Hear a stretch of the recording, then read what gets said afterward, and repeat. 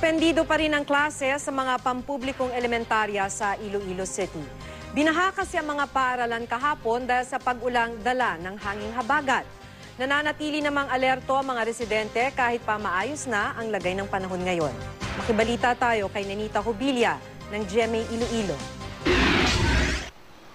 Isa lang ang Iloilo Central School sa mga paaralan sa lungsod ng Iloilo na pinasok ng baha kahapon.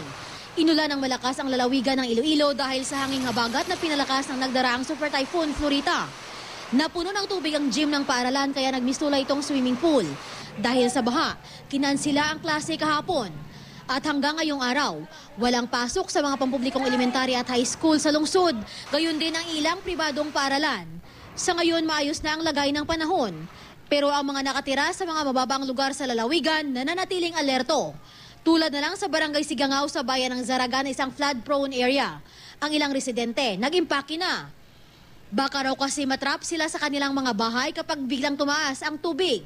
Kabilang sa mga nakaalerto ang mga nakatira sa gilid ng sapa na umaapaw tuwing malakas ang ulan. Ilang permi lang di ba, braan mga tao din larto man sa tawag nga babaan. Handa rin si Lolo Ernesto Molina sakaling muling umulan ng malakas.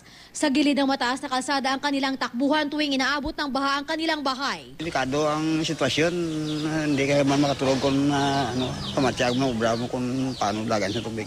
Patuloy naman ang lokal na pamahalaan sa pagpapaalala sa mga nasa flood-prone barangay na maging laging handa sa paglikas. Nenita Jubilia, Nagbabalita, Pilipinas.